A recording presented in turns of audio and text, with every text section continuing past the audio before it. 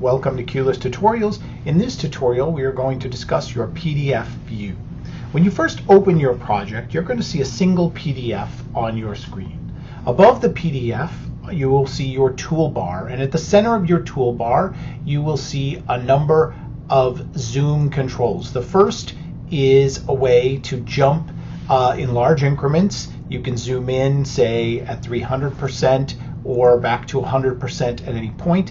The second are the plus and minus keys, and they will allow you to zoom in 10% increments. The zoom will stay as you move from page to page.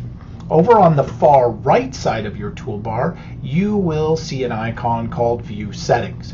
If you click on this icon, you will see a small number of options, including going to the first page or going to the last page of the PDF. You will then, below that, see the option for single page or double page view on your PDF. You will finally see these options for odd spread and even spread, and that really will determine in your double page view whether the even pages are on the left or the right. So if we go into an even spread, we will see the even pages have moved onto the left side of the page and the odd pages have moved onto the right, or we can reverse that.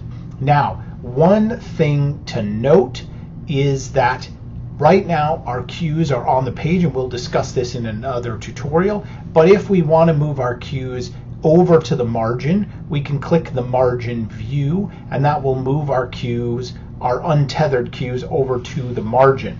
If we go into a double page view, our cues will go back onto the page. It is impossible to have the cues in the margin when you are on a double page view.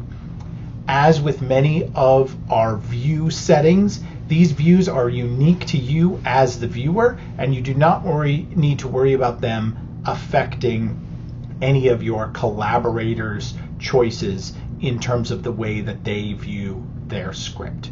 Okay, that's all for this one. Thanks for watching.